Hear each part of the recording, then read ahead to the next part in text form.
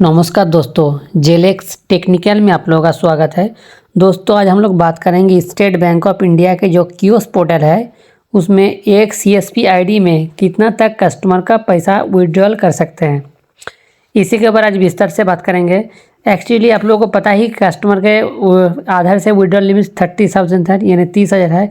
तो हम लोग का सीएसपी के जो कोड है उसमें कितना तक निकासी कर सकते हैं। चलिए एक बार रिपोर्ट खोल के चेक कर लेते हैं कि कितना तक हम विड्रॉल कर सकते हैं कस्टमर का पैसा पूरा दिन में, एक दिन का।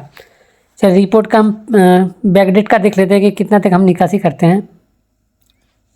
अब रिपोर्ट तो आप लोग खोल ही सकते हैं, कोई दिक्कत नहीं है। हम पीडीएफ में खोले हैं, देखिए पीडीएफ में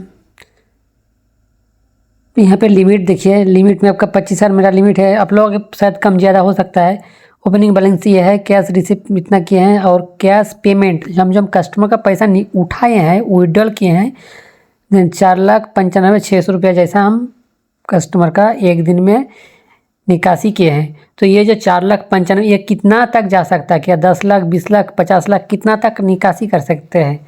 चलिए इसी के ऊपर लोग बात कर लेते हैं। इस टाइप का अगर एरर आप लोगों को सिस्टम में आने लगे, देखिए 520 user has been accepted per day deposit amount transaction failed please initiate a fresh transaction.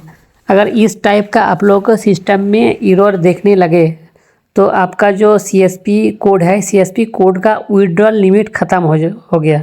माने एक दिन का आप लोगों का जो टारगेट बंधा रहेगा कि इतना तक ही निकासी होता है, उसके बाद निकासी नहीं होगा। सेम प्रोसेस यही है।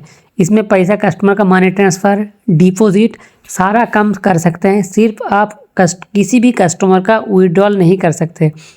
आप लोगों को पता है एक कस्टमर का विड्रॉल लिमिट 30,000 आधार से होता है। उसी प्रकार का एक कोड का लिमिट बंधा हुआ है कि आप 5 लाख या 10 लाख जैसा कस्टमर का सीएसपी है उसी टाइप का लिमिट लगा हुआ है। यह बीसी के द्वारा लिमिट लगाया गया है। चलिए हम थोड़ा सा पीछे एक डेट को आप लोग देख लेते हैं कि हम कितना तक निकासी करने के बाद मेरा ये एरर देखने को मिला है। मेरा जो ट्रांजैक्शन हुआ, जिस डेट को लिमिट आया था वो मेरा 15 तारीख को आया था। चलिए 15 तारीख का हम पीडीएफ में ओपन कर लेते हैं रिपोर्ट।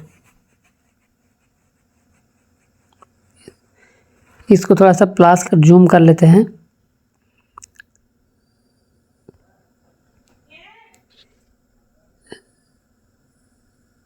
देखिए यहाँ पे देख सकते हैं मेरा 9,90,000 जैसा निकासी हम उस डेट को हुआ था। उसके बाद मेरे आईडी में ट्रांजैक्शन नहीं हो रहा, ट्रांजैक्शन यानी विड्रॉल नहीं हो रहा है। चलिए हम और एक डेट का देख लेते हैं। चलिए 15 तारीख तो देख लिए, एक बार 14 तारीख वाला भी देख लेते हैं कि 14 तारीख में हम कितना ट्रांजैक्शन किए। चलिए 14 तारीख वाला रिपोर्ट खोल चुका है। थोड़ा सा देखिए यहाँ पे 14 तारीख और देखिए 9,99,500 रुपया, यानी 9,99,500 रुपया हम निकासी किए हैं। उसके बाद मेरा निकासी नहीं हो रहा था क्योंकि देखिए यहाँ पे और 500 रुपया हम निकासी कर पाते, और 500 रुपये का मेरा लिमिट था। मेरा जो कोड है उस कोड में हम एक दिन में सिर्फ 10 लाख का ही विड्रॉल कर सकते हैं क्योंकि 10 लाख का ही मेरा लिमिट बंधा हुआ है। इस टाइप का प्रॉब्लम अगर आप लोगों के पास भी आए तो आप लोग ज़्यादा चिंतित और टेंशन ना हो।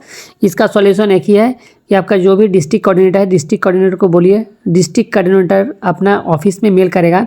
मेल करने के बाद अपना ऑफिस में ही इसका प्रॉब्लम सॉल्यूशन हो जाएगा। इसका प्रॉब्लम सॉल्व वहाँ से आपका जैसे कि 10 लाख का मैक्सिमम सभी का 10 लाख का ही लिमिट बना हुआ है, वहाँ पे मेल करा देगा तो एक ही दिन में आपका 10 से 20 लाख तक वो लोग करा देगा।